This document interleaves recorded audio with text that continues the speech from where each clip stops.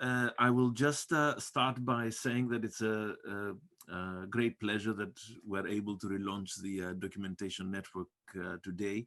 The documentation network was the first network of ICON, and the networks that followed really also followed our model. And that was about 2013. So it is only appropriate that we're the first network to relaunch in ICON. Now, the hiatus we had over the past couple of years was sort of necessary and inevitable in some sense, because Jennifer Marchand, who was the chair and or facilitator of the network, passed away a couple of years ago, and so you know, it was a bit difficult to continue with the same people, as it were, and also other members were busy with different projects. So it's I'm really grateful to Francesca that you know, she sort of initiated this relaunch, and we're able to do it today. So I'm going to help facilitating the meeting today. And as always, we try to keep these meetings very informal as possible. And we have the same structure as we had followed in the past, where we have a couple of presentations, maybe a few questions after the presentations, and for the more hardcore fans, we can carry on with a bit of a discussion on the future of the network in the second half of the meeting, as it were. Also to say that the documentation network was doing online calls with members from 2013. So it was launched as a half online, half in-person meeting at the welcome. So I think we have a little bit more experience about etiquette on online meetings now. So and you've already done that, but if you want to keep your mics off, and please turn on your cameras. I mean, it's nice to see people, and for the speakers as well, not to speak to their computer, if you wish, of course. The meeting now is going to be recorded, but we will only record the presentations, and then we will stop recording for the rest of the meeting. So I think we can begin then. The first guest, the first speaker we have today is Eamon Gilson from the Historic Environment Scotland. And I've sort of, you can see the profiles of the speakers on the ICON website. I've raided the LinkedIn profiles to do this intro. But Eamon has got an engineering background and has been working on BIM, on building information modeling. And as such, I guess he really loves CAD, computer-aided design. So today he'll be giving us an introduction on BIM and why BIM is useful or helpful for conservators. So Eamon, are you? Can you share your screen, or will you do it? Yeah. Yep.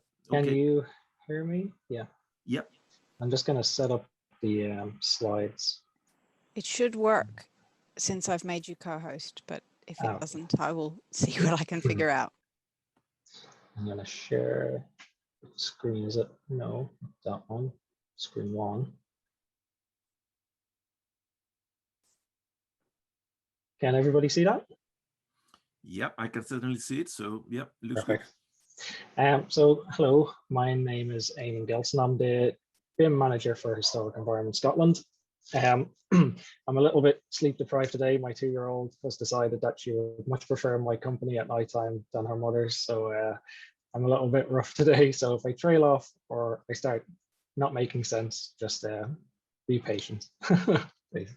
Thank you. So I'm currently focused on BIM integration and upskilling and acting as BIM and information manager for internal and external BIM projects for Historic Environment Scotland. I also oversee BIM compliance within HES, and I'm also leading some research into specific areas of BIM and provide consultations and support to universities and research projects.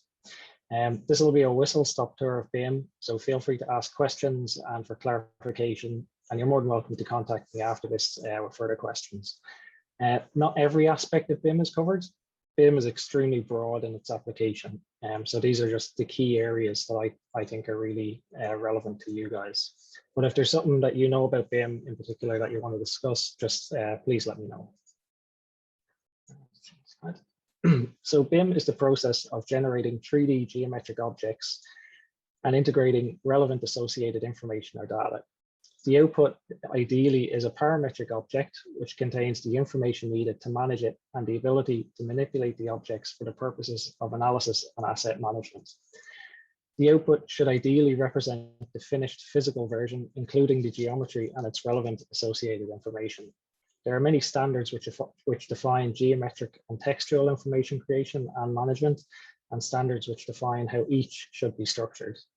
The term building information modeling first appeared in a 1992 paper by F.P. Tolman. However, the terms building information model and building information modeling, including the acronym BIM, did not become properly used until 10 years later in 2002. The concept of integrating information or data to 3D geometric objects in the virtual world has been in practice since the 70s, and it's only recently, in about the last 12 years, that the benefits and tools have become a little bit more mainstream. The construction and heritage sectors have historically been known to be resistant to change. This is relevant and evident in a lot of reviews done across the UK and the world. The heritage sector in recent years has shown to be innovative and forward-thinking, partly due to needing to explore new non-destructive methods and techniques to aid in the preservation and restoration of its properties. Nevertheless, its practitioners have been resistant and skeptical on adopting new working practices, mainly due to a lack of skill and education on how new tools and techniques can benefit them. The phrase, if it's not broke, don't fix it, is what I hear the most. Yet with this lack of knowledge and new processes, they cannot see how outdated and inefficient current working practices are. There's currently a huge demand in the historical sector, mainly construction related, to reduce physical activities and risk using new technologies. Not to mention the benefit of having data and information-rich documentation to help manage the building and for posterity. Most people think they want the same thing, only better, but what they really need is something probably a little bit newer and more modern. BIM adds transparency to a complicated process and helps refine working practices through standardization. It also promotes collaboration through the use of single information source and the use of a common data environment, which is an essential repository for files, which everyone can access. I know I have an engineering background, and I always like to ask this question. If you think of the last team project you worked on, if that team built an airplane, would you feel comfortable flying in it? Probably not. I know personally, even the last project I worked on, I would not want to board that plane and fly anywhere. So these may seem obvious to newer generations entering the workforce, but the AEC and heritage sector has been slow on adoption. We only recently got Skype integrated about 2 years ago, which is crazy to think about. And we were forced to speed up adoption of Microsoft Teams with the pandemic. A lot of people are reluctant to adopt new tools and processes if it upsets their workflow in any way. And these have to be introduced gradually with continuous support and encouragement.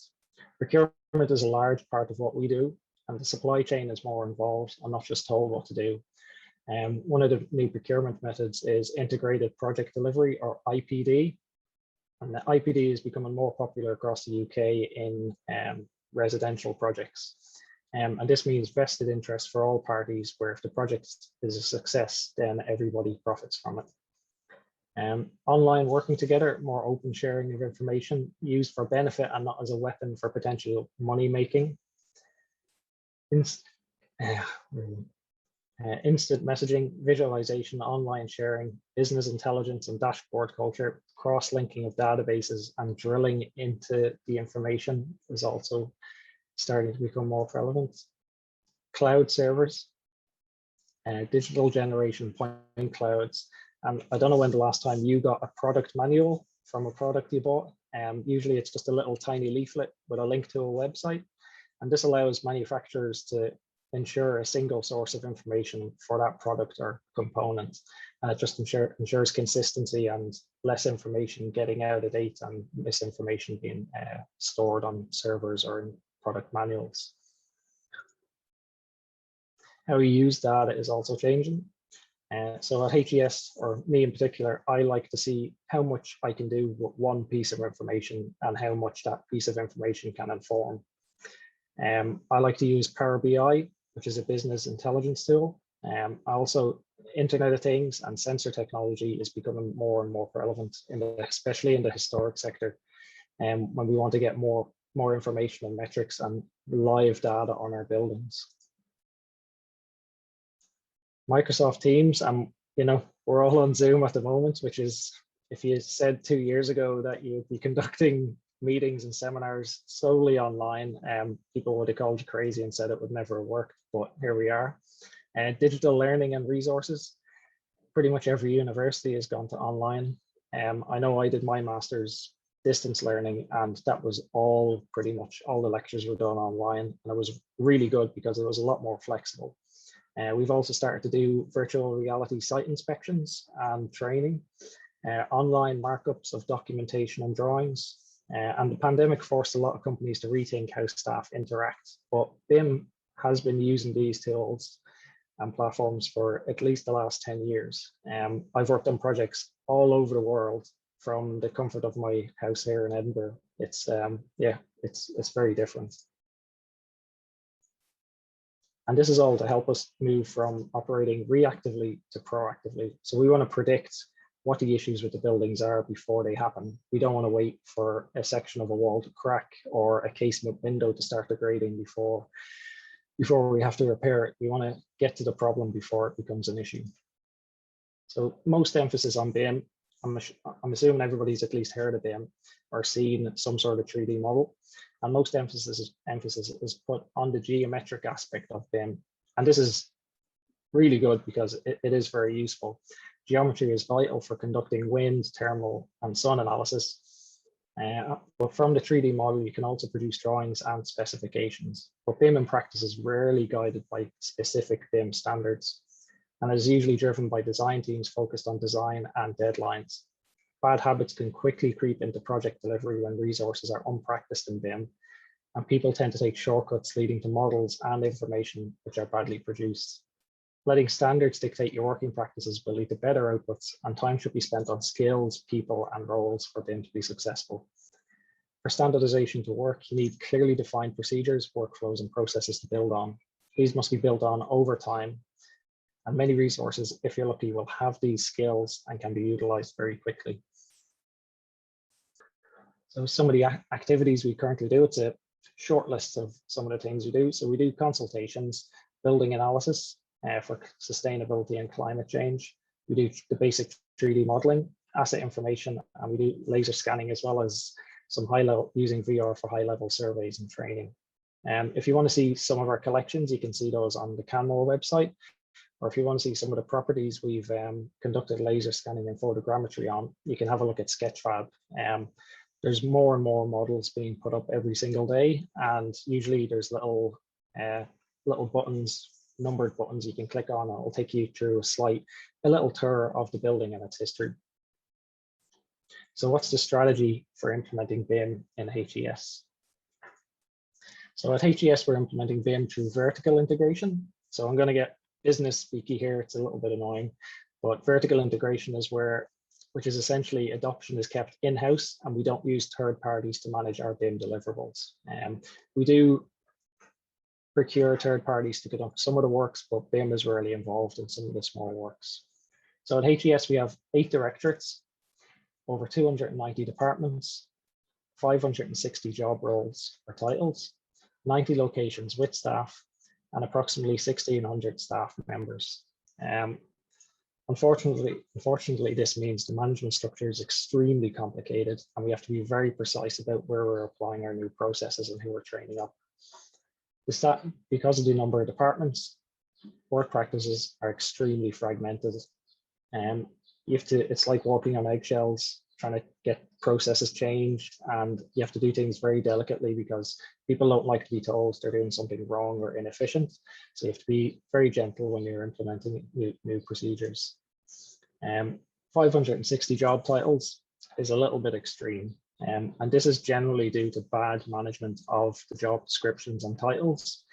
You'll find that people have different job titles, but the same job description, and vice versa. And things can get very confusing when you're trying to assign responsibility of something to a staff member, or even identify somebody to input to a process. Our resources are scattered. A lot of the companies I've worked for over the years, even the larger ones, have maybe 10 or 12 locations across the UK. We have over 90 locations just in Scotland, as well as external collaborations across the UK and the world. So things can get very, very messy when you start conducting training and upskilling.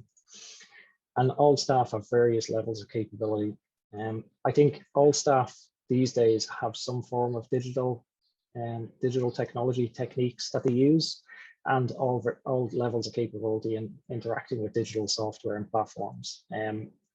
BIM is quite scary when you mention it to people and what it is, but at its core, it is structured information management, and everybody knows how to use an Excel spreadsheet, a Word file, or else even fill out a data sheet. Everybody's seen that before. So how do we get our desired capability? Very simple in theory.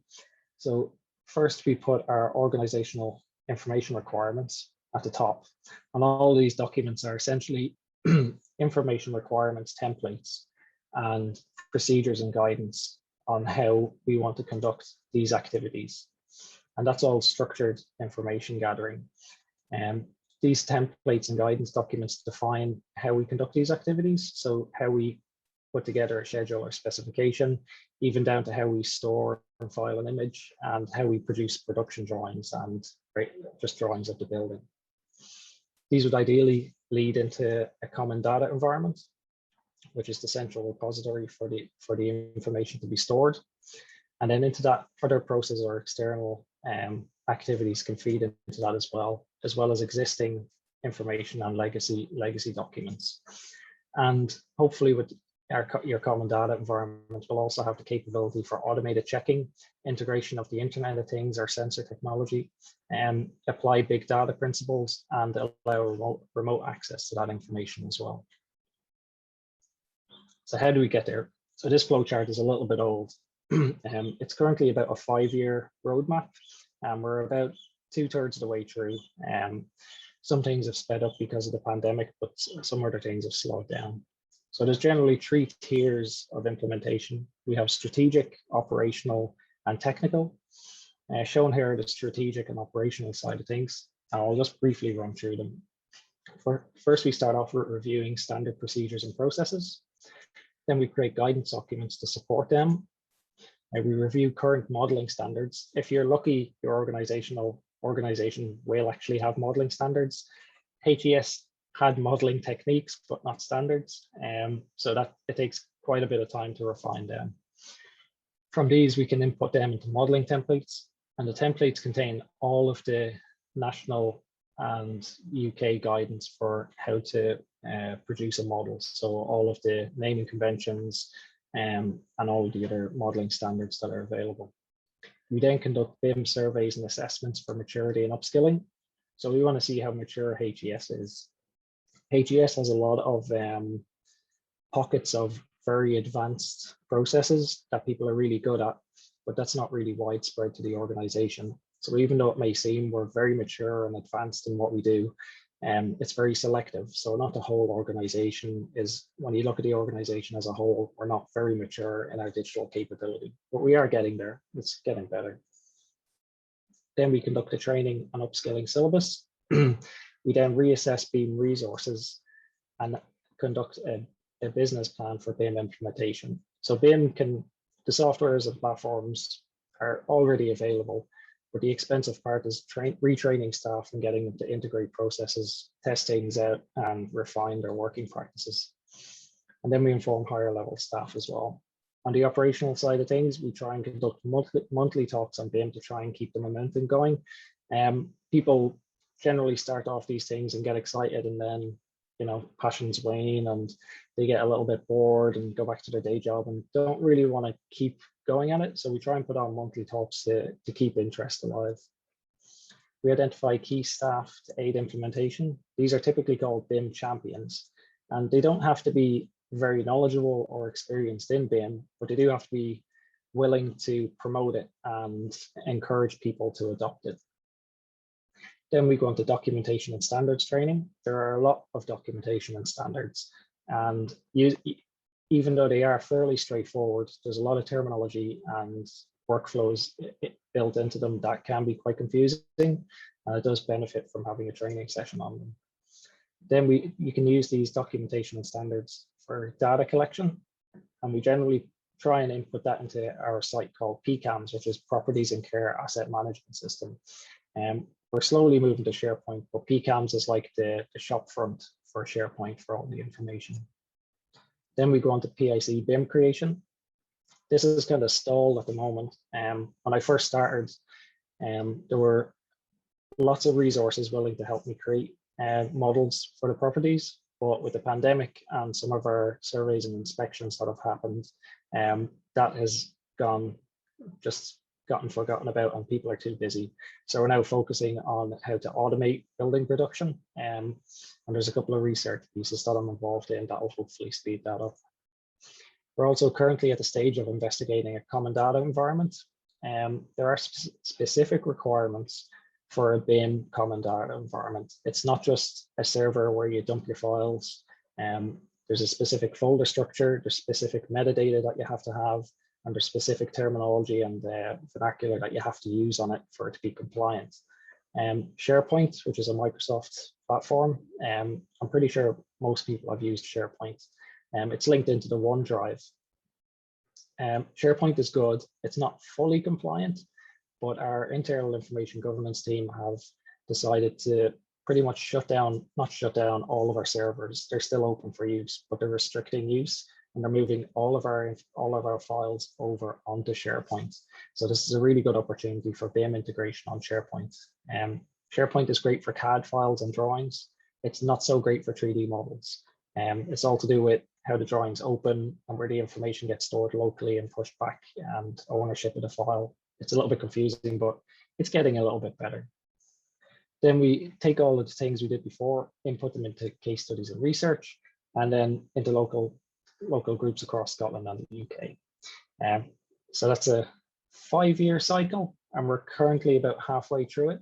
And there's new standards coming out all the time. So even though I'm currently working on data migration to a common data environment, I'm going to have to hop back to some of the standards and procedures to try and update them. So these are some of the standards we use for information management. Up on the top column or the top row, you can see some of the activities and documents that we use for a project. And on the first column, you can see the standards that informs those activities. Each of these documents is a full night's read. You wouldn't get through it in a couple of hours. It can be very confusing, and there's a lot of compliance to be done with reading those documents and signing them off. And all of these standards help to make these activities and documents a little bit more robust. I won't go through all of them because we'd be here all day. But funnily enough, if everybody's heard of ISO 9001, everything in BIM is wrapped in ISO 9001. And ISO 9001 is a key document for any organization, and it is essential to have it when practicing BIM because it's what everything was built on. It informs all activities, and it's also a key document to look for when assessing external organizations.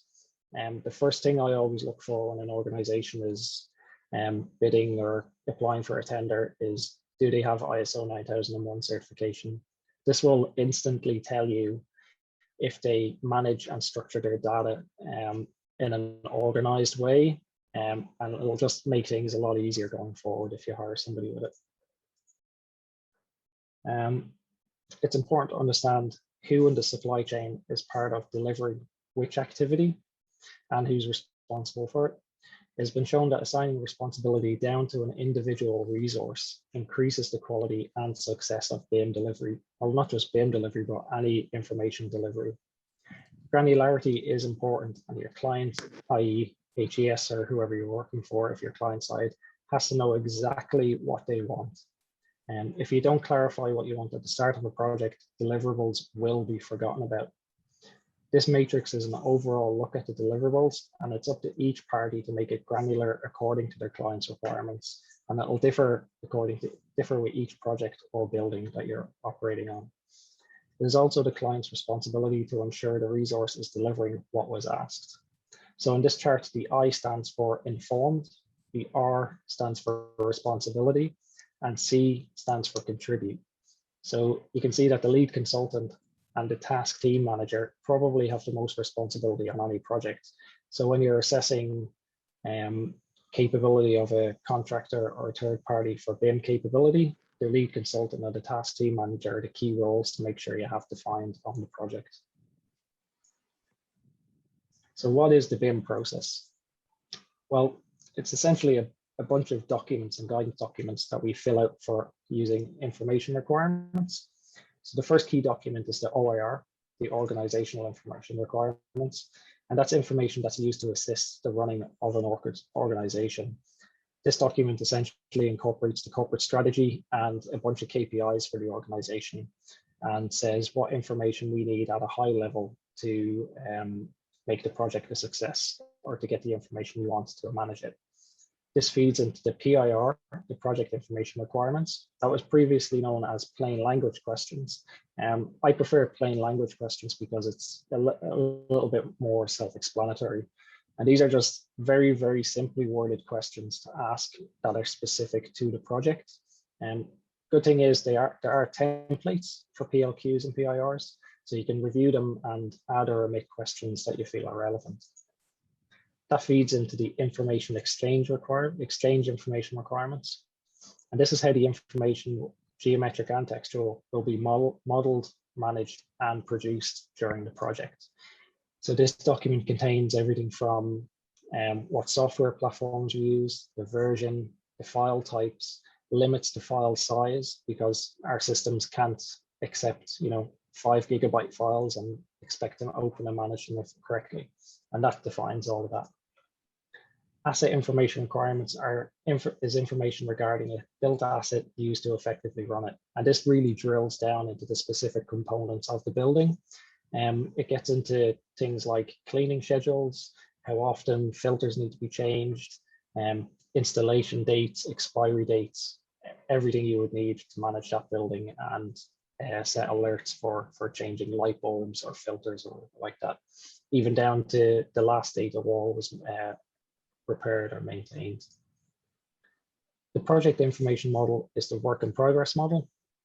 You could essentially call it the permanent draft model throughout the course of the project. It's constantly being updated and changed and shouldn't really be relied upon unless it's signed off by the creator. And once the project is done, this turns into the asset information model. And this is the final model meeting all the requirements. So as client side or HES's BIM manager and information manager, I would need to audit and assess the asset information model at the end of the project to ensure that it's compliant to all our requests. This flow chart is taken from ISO 19650, which is the main BIM information management specification. But there's a couple of things missing from it. One thing they don't take into account for, but they do include in other specifications, is information security requirements. We have a lot of sites that have specific security requirements on site. Places like Edinburgh Castle that house the Crown and Sceptre, places like Fort George, where ownership is a little bit muddled. So for Fort George, even though we maintain and occupy some of the premises on the building, the Ministry of Defence actually own and manage it. We have specific security requirements of access to the information on that site and those files. And the same for Edinburgh Castle, Stirling, and a few other places where sensitive documentation and artifacts are housed. So we need to make sure that any information that is security sensitive isn't available to certain parties or just freely available throughout the course of the project. And all of this needs to be defined before kickoff. There's also the BIM execution plan. There's 2 versions of the BIM execution plan, and that's the pre and post contract, the BIM execution plan. When we send out a project for tender or kick off a project, the team will produce a BIM execution plan. And that document tells us, or that document is the team telling the client how they will conduct themselves and help you deliver your BIM project and your requirements. once the tender is awarded and there's been addendums or changes to the contract and requirements, they then reissue the BIM execution plan as a post document, and then you review and sign off that as well. So what's the H in HBIM? I'm still asking myself this, and I've never really come to an answer. I keep hopping around. So I'll give you my current interpretation of it. So if we look at this building life cycle wheel or circle, it generally starts off with programming. It's all very fluid, goes through conceptual design into analysis, other types of detailed design. You produce your documents, you fabricate things, you schedule it, you install it, and then it's onto operation and maintenance. So it's all very streamlined and easy. But with Heritage, the process changes slightly. We generally start off with documentation. And this is probably arguably the hardest part of conducting the BIM project on Heritage. You have to gather up all of the existing documentation and information. You can use laser scans and photogrammetry, and that will be really good for the visual and geometric aspect. But for the documentation and the O&M, operation and maintenance manuals and databases, all of that information is fragmented and has various owners, and it's stored in various locations. And BIM attempts to bring all that together. So from there, we might jump to programming, and then we might do some detailed design or mainly analysis. We generally don't do large projects. We do have a national and monument investment plan, but that's more focused on upgrading the site for visitor experience than modifying or changing any aspect of the structure. From there, we go into construction and logistics, and then into operation and maintenance, and then routine maintenance. We rarely do conceptual design. As I said, we are tasked with preserving, not filling in walls with modern stuff. We want to preserve the original structure as much as we can without changing it. We generally don't do fabrication offsite, but I'm going to contradict myself later on with a case study. But that is a rare occurrence. And we don't do demolition. And even now, I just recently seen that there's going to be a huge movement to do away with demolition completely and go with deconstruction. One of the guys, Dr. Louis Goya, he recently did his thesis on essentially using the O&M manual for a building as a disassembly manual. Really, really interesting, because it shows you all of the materials that are available, what you can use them for, hazard impacts, different things like that. Is really, really interesting. And I'm fully supportive of moving towards a deconstruction than demolition. It'll take a lot longer and it might impact the surrounding site, but it's a lot better for climate change and sustainability. So any questions before I launch into something completely different again? I know I may seem like I'm hopping around, but yeah, any questions? No? Cool. I'll keep going. I'm nearly halfway through. So yeah, I use that. Sorry, Eamon, just to keep an eye on the time as well. How much longer have you got on your presentation roughly? So I've got this automation thing, and then I've got a case study. I can hop to the case study if that's quicker. I think that will be useful. Yes, thank you. Say it. Okay. So you can read through the slides yourself. I'll share them around. This is a program called Dynamo. We use it for automating various model production and site generation of site geometry. I'll just briefly go through this. One of the things we use it for is production of automated site geometry. So you can manually model all of this, but it's very time consuming. So we automate it through the use of Dynamo. And these nodes are all bits of Python programming, and they leverage various software platforms, API, to automatically pull information from the web, create elements, and then pop it all into your Revit model.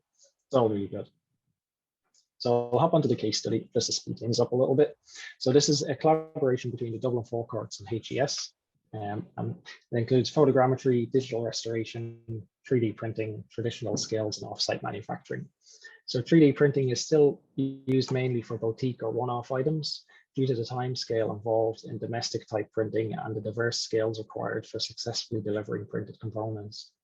printer maintenance is still a huge issue for the industry, and call-out repairs are expensive, and users often opt to troubleshoot before seeking help due to the DIY aspect of it.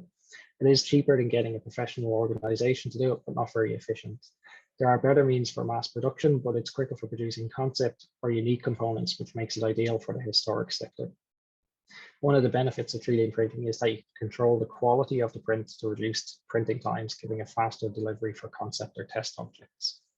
So this is a collaboration between Ireland, so we're printing Ireland's heritage, not 3D, even though Scotland, our team has done some 3D printing of artifacts for storage.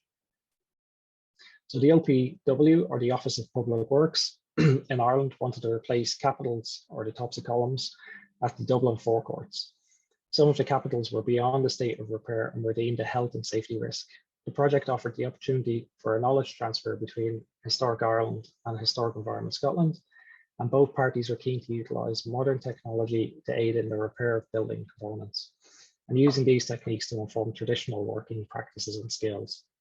These techniques also aided in reducing on-site survey times and reducing building closures and restrictions due to site works.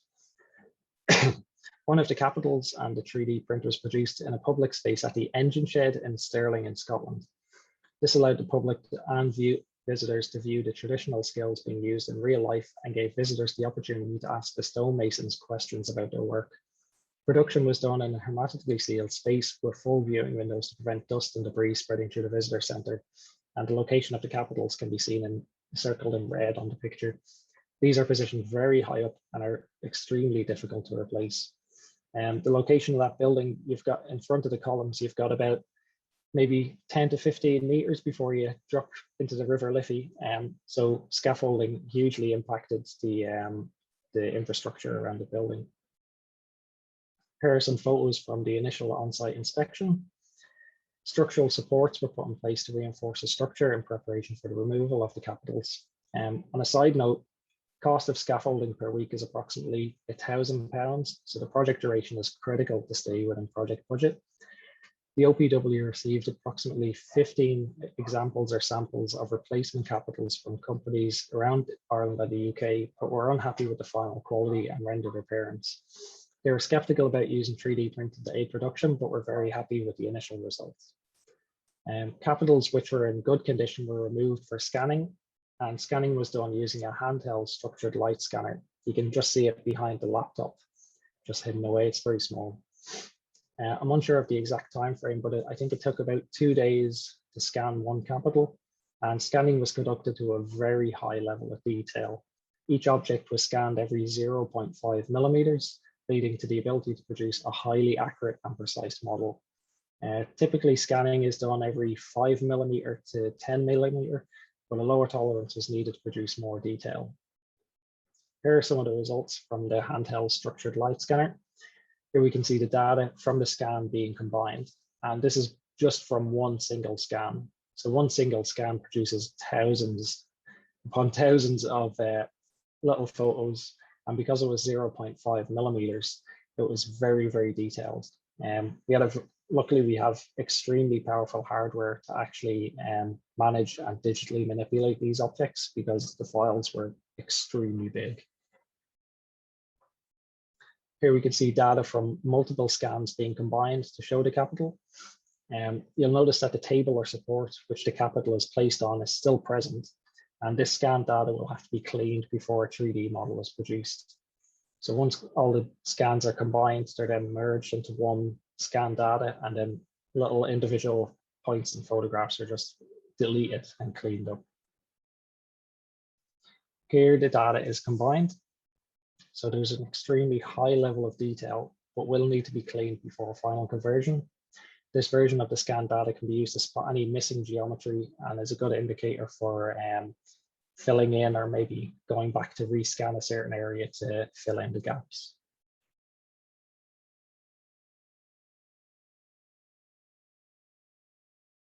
So here's the 3D model produced from the scan data. Producing a 3D model allows the capital to be digitally altered and manipulated to suit the OPW's requests, and they did ask us to slightly change it as well. As the capital is symmetrical, there was no need to print it in full. Here we can see the quartered version of the capital, and this allowed for reduced print time and reduced hours during printing. Using an external company, the 3D print was considered, but I think they were charging about £5,000 just to print a quarter of the capital, which is really expensive.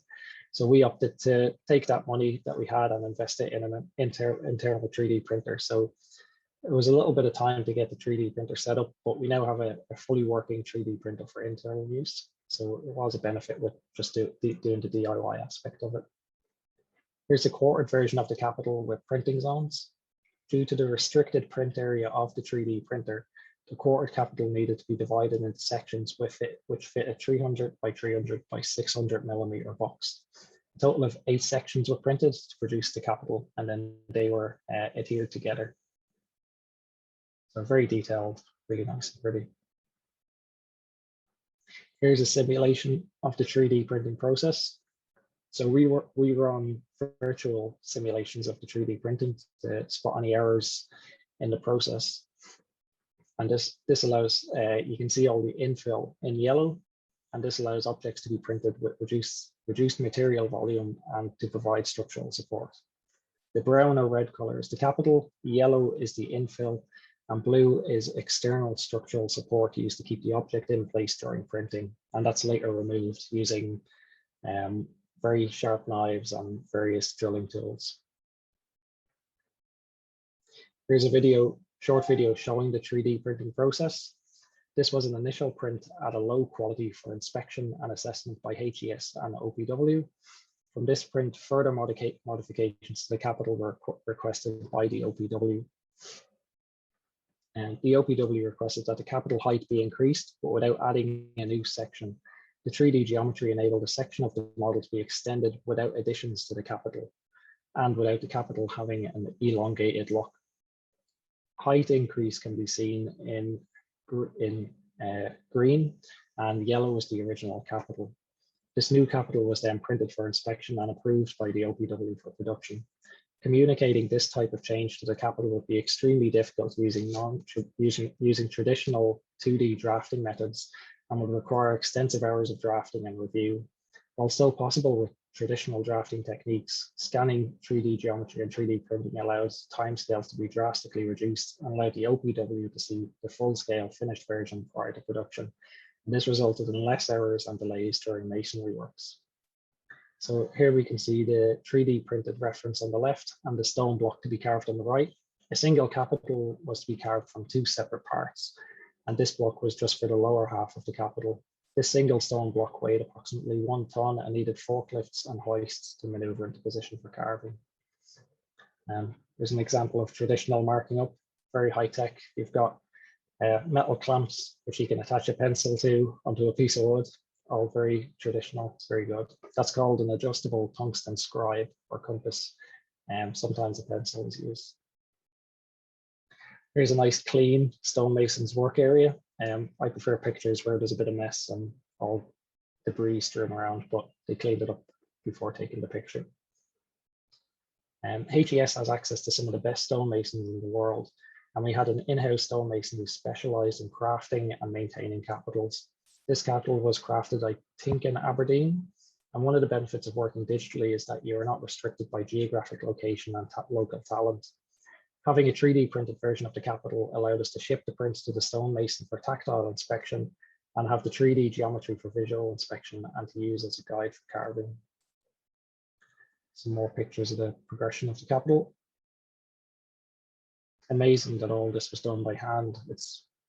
I can barely lift a stone to throw at the beach, and these guys are just chiseling away at things. Here's some images of the stonemason stencil, applying it to the stone for carving.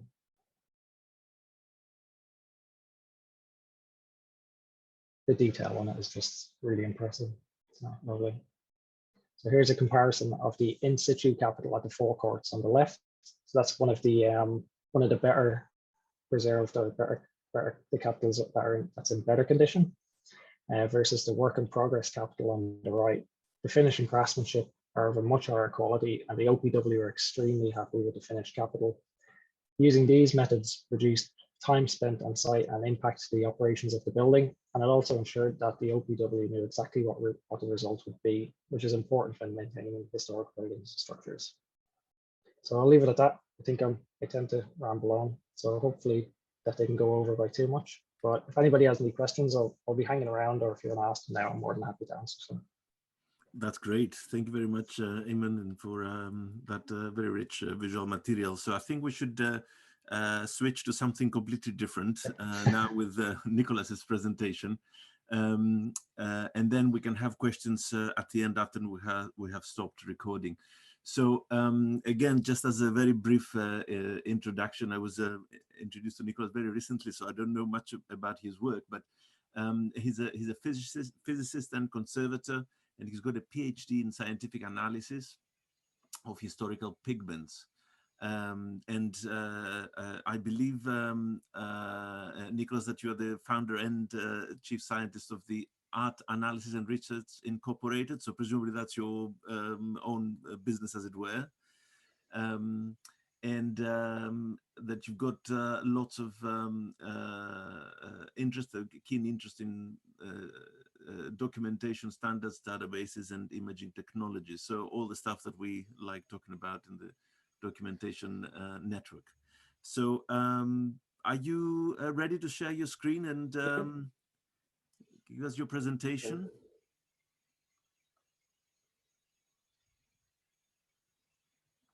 Let's see if we can get this up. Here we go. Yeah, now for something completely different. It's really going to be my line. I think we just heard the most fantastic presentation, and just the sheer scale of it was almost overwhelming. And I can quite see the challenges involved. Our challenges can be a little different. Nonetheless, they are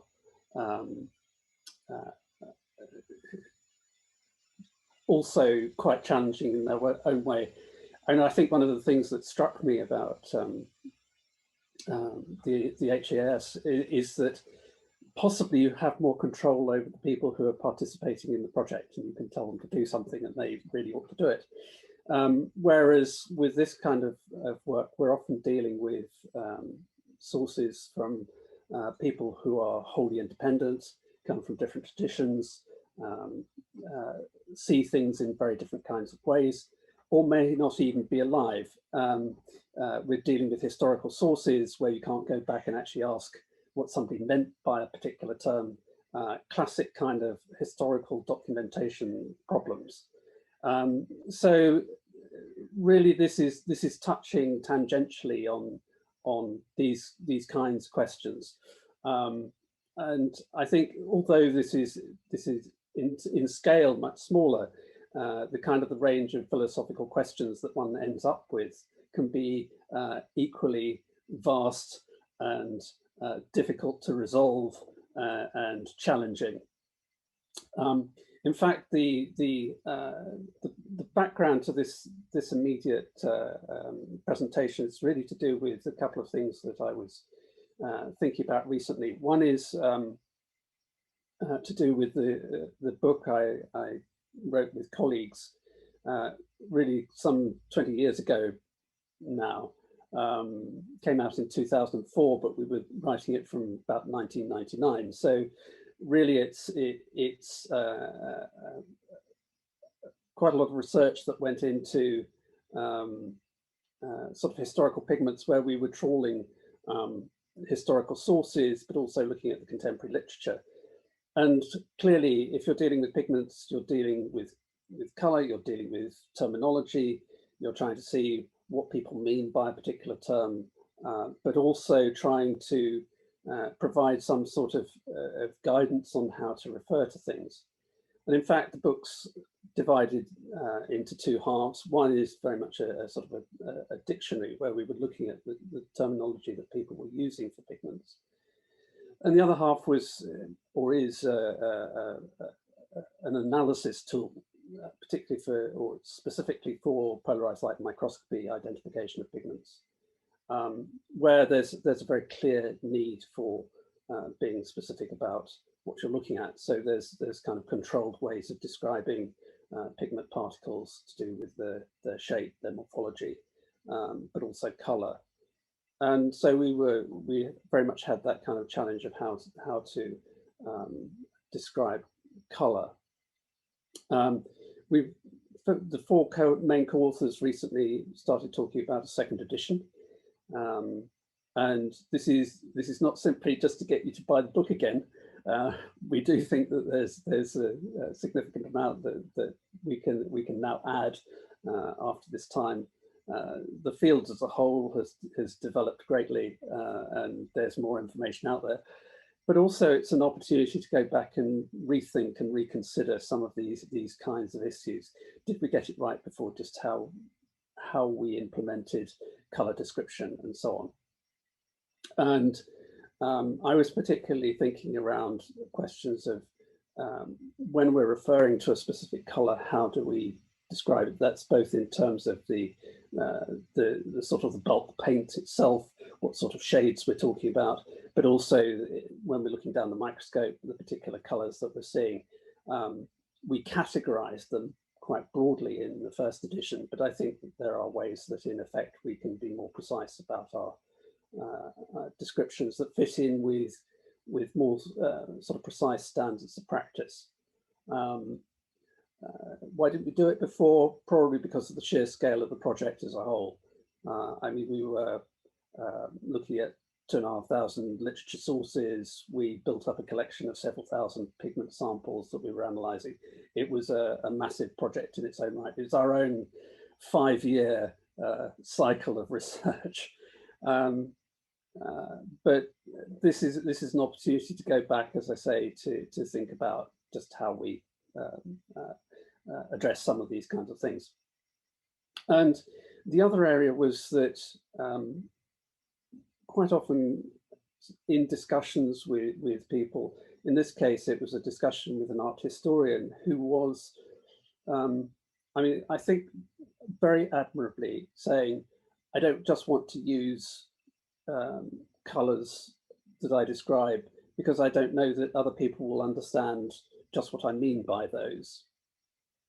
And so we talked about what sort of color standards they could use in this sort of more informal setting when they're describing an artwork as part of their sort of formal description of a painting, say.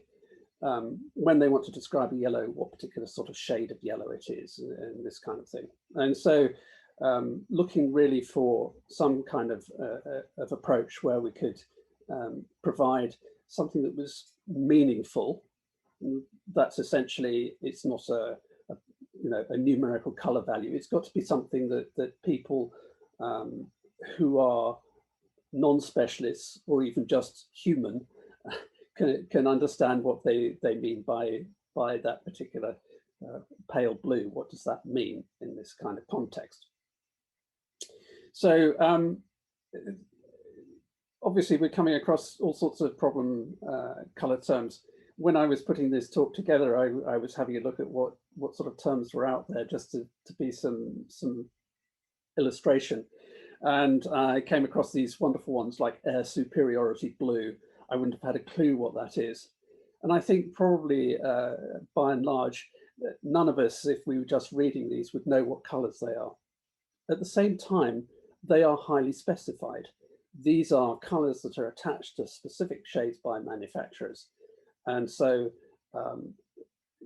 if one was to use it, you could be using it in a very precise fashion. I just don't want to be calling it, frostbite or zomp. Likewise, you might have something called forest green, but when you go to look at the kind of the references, you find that there are actually multiple meanings to this, and you've got to be more specific about whether it's this particular manufacturer or that particular manufacturer's forest green. Likewise, this is another of my sort of bête noires, and one that we'll come back to in a moment. Olive green. I think we kind of know what olive green is, but there are so many different shades of olive. It's a non-specific color.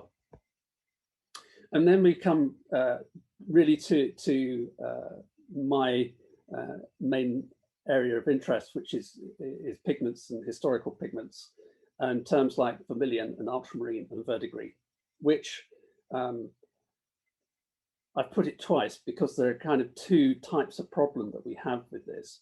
One is that these are imprecise, both in terms of shade and composition. So you may find that there are multiple compounds present or slightly different forms. And verdigris, there are multiple copper, organocopper compounds involved, and you have to be far more specific about what you're dealing with, and it's highly variable in terms of color. The other fundamental problem with using these terms is there is a strong temptation, particularly I think in the sort of the conservation community and the artistic community, that people use terms that they are familiar with to describe what they see. But in fact, what they are actually describing may be not what that compound is. So you might say it's an ultramarine blue, but it may be composed of something entirely other than ultramarine. So these cause really quite specific kinds of problems for us. And particularly when you're reading somebody's documentation, if they say, oh, I found there's an ultramarine blue in this artwork, are they just referring to the shade? Probably what they are, unless there's actual evidence of analysis, or do they know something that they haven't actually told you? And so these are, they're very descriptive, they're natural language, but they are potentially highly misleading. So what can we, in essence, do about this to try and resolve for our book and for our art historian? Well, we can start to look at universal color names, and this is something that's been around for a long time, as we'll see in a moment. And we could just restrict ourselves to the simplest kind of terms and say we've got to really keep to the 13 most common, and you've got to somehow shoehorn it into whether it's red, orange, yellow, green, blue, so on. We might, if we're generous, add in some other shades, which might get us into perhaps 29 different categories. But is this actually enough in practice for us to describe with sufficient precision for what we know? The next kind of level up is what I'm actually going to be talking about today, which gives us a suite of some 267 color names. I'll describe the details of it in a moment, but essentially it's another means of modifying standard color terms so that you can then describe something more precisely in practice.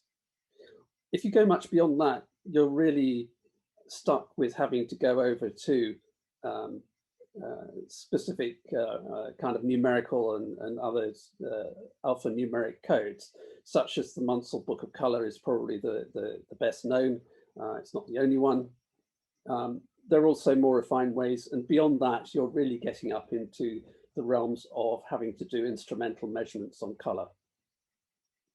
And this really sets up a sort of a problem for us, where within this is reasonable and appropriate for what we want to do and achieve. And I think I want to make it clear from this point that in essence, we're trying to be as precise as possible, but there are sort of practical and pragmatic limits to things. As I've noted here, if we go and trawl the wider literature, I had a look at Wikipedia color names and came up with about 10,000, I think, different terms, and that's where you get things like Zomp and Frostbite. These are recognized color terms, but they're not particularly pragmatic. At least with these universal color names, they've been defined by sort of committees and specialists as being appropriate and providing a standard that people can ascribe to. So with no more ado, thank you, Wikipedia. This is a very handy summary of the ISCC-NBS color system. The Inter-Society Color Council National Bureau of Standards system, which was developed in essence to answer this problem of trying to be as specific as reasonably possible while still being something that was human readable or human understandable or graspable. And this is actually quite a pragmatic solution because it gives you enough different specifications. You can, for practical purposes, generally be fairly precise about what you're talking about. And I think another point really to be made here is that it's not necessarily about simply doing a color comparison across from these reference colors to the object that you're trying to document. It is a way of making things that have been potentially documented more precisely understandable to the lay report reader. So it's a slightly different purpose to doing recording and color measurements and so on. So this is this sort of refinement process where you have a group of the 13 basic color categories, and then you have intermediate colors, and then you're using a modifier. So there's a whole slew of different vivid, brilliant, strong, deep, very deep, that you can use to modify those terms so that you can get the particular shades that you want. It's got a long history. It's not something that's by any means new. On the other hand, from the other side, although it was developed a long time ago, best part of 100 years, it's still actually a very sensible and pragmatic solution, and it is still around and still being used by people, as we will see shortly. It is related to the Munsell system, and there's a lot of kind of interaction between the Munsell system and the ISCC-NBS system. It was essentially developed, published. They then went back and slightly adjusted it because the original purpose of it was for doing soil colors and things like that. But with the advent of sort of textile and paint specifications, they realized that they needed to kind of tweak the system a little bit. And so in the 1950s, there was a slight adjustment of what the shades were. In the mid-70s, there's a very useful book was published, which was a kind of summation of this and other commercial color terms that were around at the time. And that's well worth seeking out. You can get it off the internet. At the other end, to connect into this as part of what I want to describe today, is really the color gamut. You're probably familiar with this from computer monitors and camera systems. And this is the RGB color gamut, or the sRGB, the standard RGB color gamut. And this is another sort of interpretational layer that we need to insert here, because it is very often the way in which these things are communicated. If we just consider the presentation we've got here, I'm showing the colors. They are being communicated through your computer to the screen, and it is being interpreted according to something like the sRGB color display. And therefore, you can also start to think about interconversion between these things. For a particular Munsell value, what is it in sRGB? And what we're interested in here is the relationship of the ISCC-NBS system with sRGB, as we will see shortly. These colors do have a sort of a numeric background.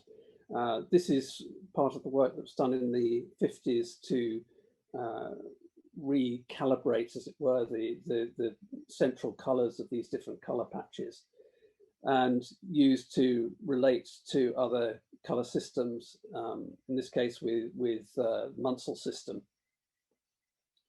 And they produced, in fact, these charts. This comes out of the 1976 book of color, Universal Color book. And this actually shows the relationship of the different Munsell color values to these different regions or patches of color, like brilliant blue and deep blue and so on, very pale purplish blue. So there is a direct relationship specified in this between the Munsell system and our color naming system. Here's a modern reproduction from the internet. Somebody who's done a lot of work to promote the use of Munsell color system handily produced actually a relationship of the ISCC-NBS names to sRGB values.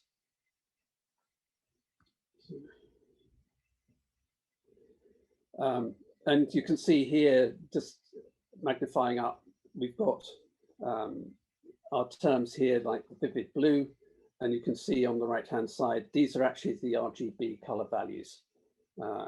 So you could plug those in and you should be able to get that blue out of your monitor. However, there's some odd things going on here. So for deep greenish blue, it keeps saying nan, that's for not a number. It means that actually the color falls outside the sRGB color space, so that it can't be reproduced in this system, which presents a few problems for us if we're trying to, say, relate images to the actual specified colors. And for those of you who are familiar with CIE charts and color spaces and color temperatures and things like that, this is showing just the range of visible colors with the sRGB color space superimposed on it. If you've got a very fancy monitor, you might be able to see some of these other color spaces. The Adobe RGB 1998 is quite common, but there are new ones coming along that specify larger proportions of the overall color space. What you can do with this for convenience, and was part of what I was interested in doing here, was actually producing things like a simple tool that I could use to relate colors in images to really the simple terms. So if we wanted to be able to describe colors that we had in a record image, this would allow us to give, with all the caveats, of course, about calibration and so on, some kind of representation in words of what that color was. And I knocked up this little program in C#, which we can actually do live, I hope. This allows us to open an image, say. Let's take on the Lavitch from earlier. So we can take an image and we can say, for that color, we can say the location of it. We can give the RGB value for it, and we can actually say what the ISCC-NBS verbal description is. And in this way, you can use it to give some kind of a simple, pragmatic color description of what the particular color is, and it provides something more precise and structured than, say, just by independent verbal description, it means it's at least tied to something that's got some basis of a kind of standard.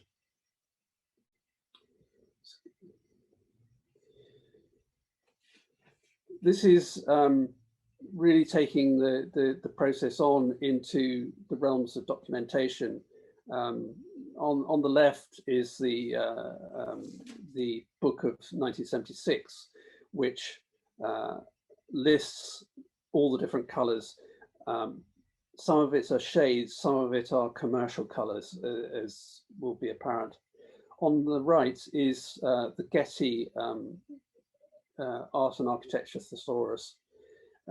This has, in fact, the ISCC-NBS system embedded within it. So if we take something like deep greenish blue is specified in AAT. And they've essentially taken this as a specific sort of color that can be defined in the system.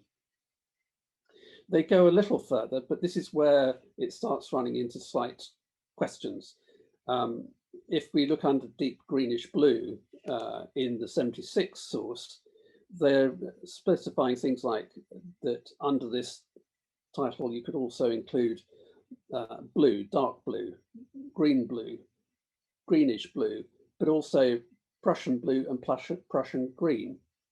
If we look at the equivalent Getty specification, they're including cerulean blue and Prussian green.